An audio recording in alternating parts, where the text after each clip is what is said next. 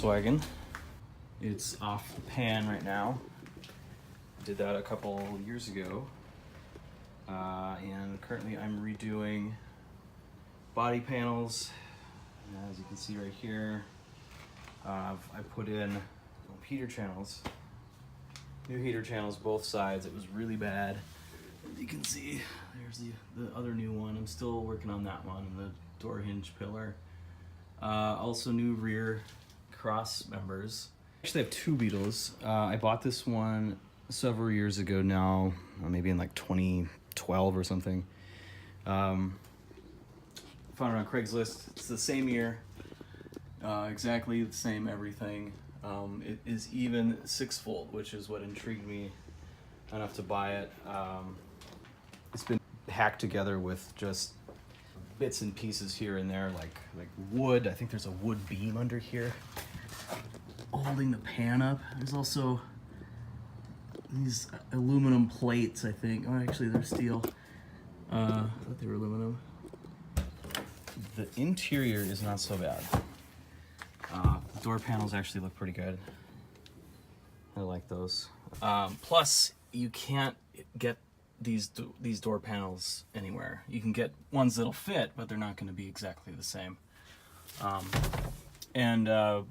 Yeah, the rear seats up here, and these little panels too. They're in really nice shape. There's no tears or anything, and even the back seat. Usually this is all just ripped up from the sun, but it's actually pretty good. It could be washed down. But here's another modification. This is just some fan wired into the ignition switch, I guess.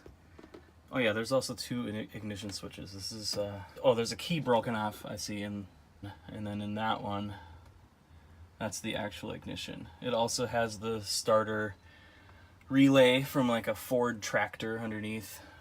But it ran for a while. I've had some problems with the battery. I think maybe something's draining the battery. Basically, I bought this car for the parts, not really necessarily the body, but the interior and the engine. The engine is still 6-volt, and everything on my other Beetle is still 6-volt. So here's the engine. Let's see, there's the 009 distributor, and see what they did here is just plug this with a nail.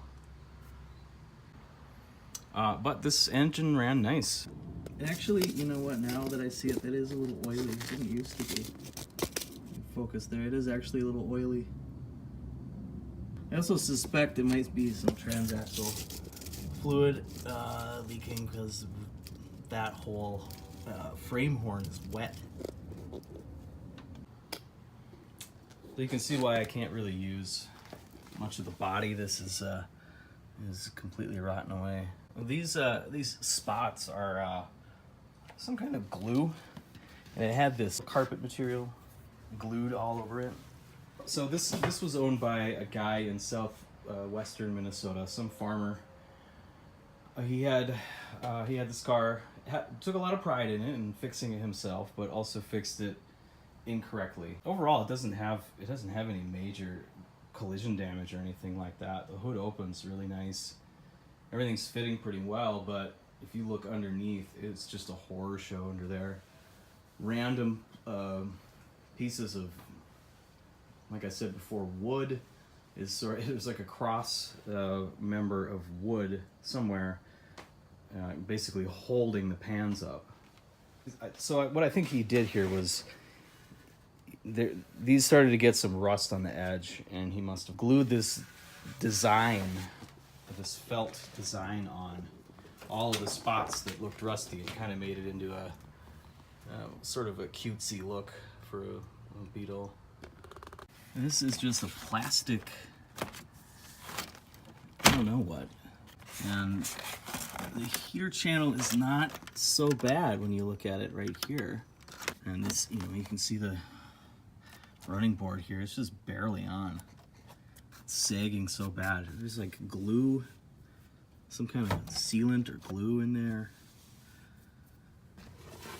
That passenger plate thing is probably the best part of the car. Doesn't even look like it's been touched. So this is how you start it. That you put the key in, turn it, the lights come on, and basically this is your starter. It's a little push button thing. The dash of my other Beetle, the one that I'm actually going to drive. The other one's a parts car. I'm just gonna have to get rid of it. I'm not really sure what would have been here. Idea. Ugh, it sounds horrible. I think I'll just replace that. I don't know why it's white. But this was actually underwater. This is like silt. You can actually see the water level.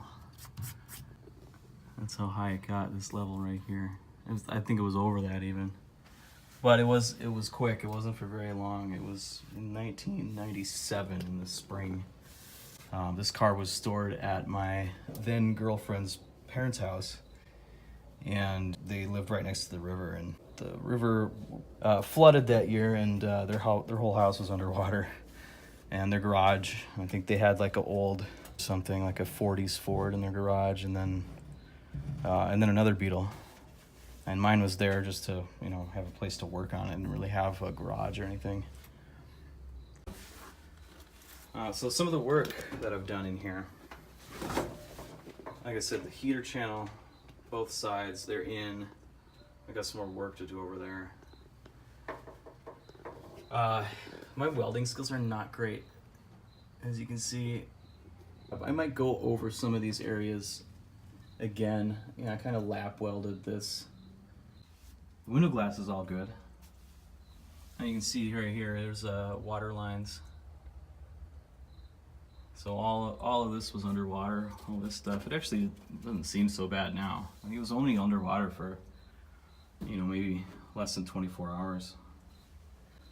Well, you can see down here I've got the cross members in. Sort of tacked that in. Another reason that this is going to be the running car instead of the other is that the pans are actually good, actually really good. The battery tray is just fine. A lot of junk here. See, that sounds pretty solid. I mean, I might put a little box or something underneath the battery, or have the battery sit in a little tray anyway, but separating the body from the pan is that these bolts, or they just broke off. So I've tried to drill into them. They're just really, really tough and really in there. Both sides this happened. So what I think I'm gonna do is weld a threaded post, and when the body comes back down, the post will just go up through that hole and tighten it down with a nut. I'll just weld something new on top. Should be fine. Here's a couple of the first things I started welding. I hadn't welded in years, and this is what I started with. I just wanted to run, get it licensed and drive around, just have something fun. And maybe down the road when I'm retired or something, maybe I'll get around to restoring it fully. It's another corner I had to completely fabricate. These are lap welds, and they're just really lumpy. This was before I knew how to really use the welder very consistently. This worries me a little bit. I'm not really sure how the body's gonna line up when I lower it back down. I have not opened the transmission plug to see if there's actually oil in it. I think it might be leaking. Again, here's the same kind of thing on the other car. This has been soaking in something. Could be brake fluid, I guess, but I kind of suspect that there's some transmission leakage here. Here's the other rear corner. Things came out a little differently. If there's more material I could save. This whole underbody was covered with this tar-like underbody crust. It's all over the wheel wells. Yeah, this was done with a wire wheel, I think, and it just doesn't really work.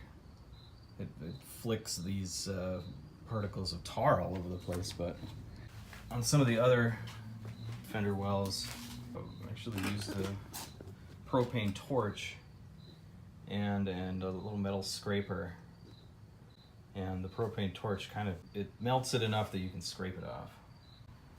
So this is what I've been working on lately. Here's the door hinge pillar. Actually, you can see the door, it lines up okay. And the gap is all right, the gap in the door. Like, this is the defrost hose. Actually, this is the very first part that I took off of the other car. I almost think that this door was pushed open too far several times throughout its life. And this is actually, this dent is kind of going in right here. So this whole thing was just crumpled that way. But it fits okay.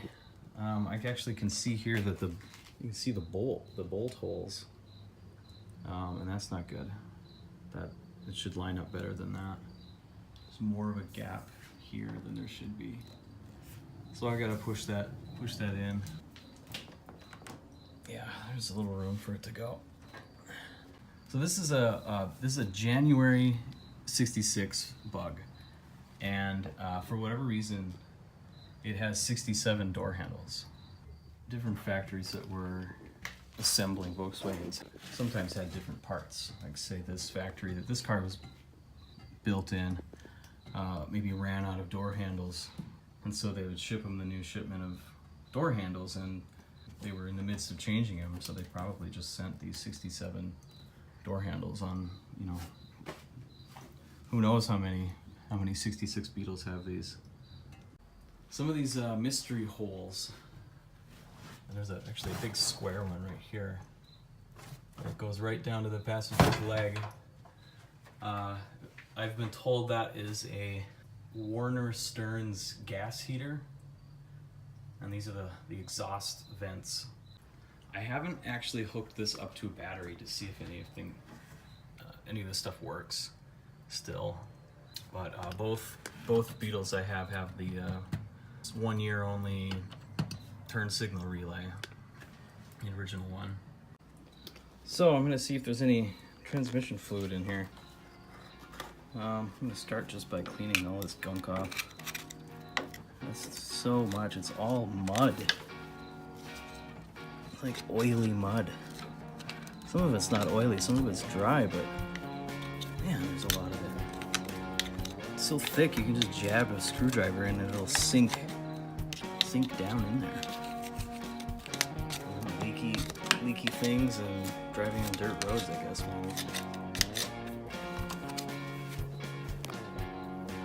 So I've got this cleaned out a little bit more, at least enough to get this tool in. This is one of these things. It goes on the end of the ratchet. Let's see what happens. Dang. I'm gonna need a cheater bar. Well, I don't have any cheater bars, but I do have bicycle frames. This is like an old BMX frame. See if this works. Yeah, there we go.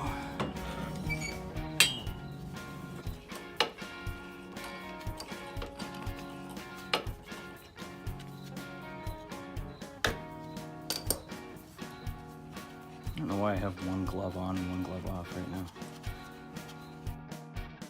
So I removed the filler plug, and I put my finger in there and curved it down, and I couldn't even feel any oil at all. So then I unplugged the first drain plug, and some fluid came out, not a lot. And then I unscrewed the other one, and a little bit more came out, and also looked kind of like some sludge in there. I'm not really sure. It came out pretty fast. But this is what's left over. It's pretty cool. There was some gunk in there already, but the magnetic plugs did have a little bit of metal stuck to the magnet part. You can see some more still sticking to it right there. I've wiped most of it off. I think the biggest chunk that was on this was maybe about the thickness of the lead of a pencil and about a 1/4 inch long. Not really sure if that's a big deal, but I guess the next thing is to fill it back up with oil and see if I can push some more stuff out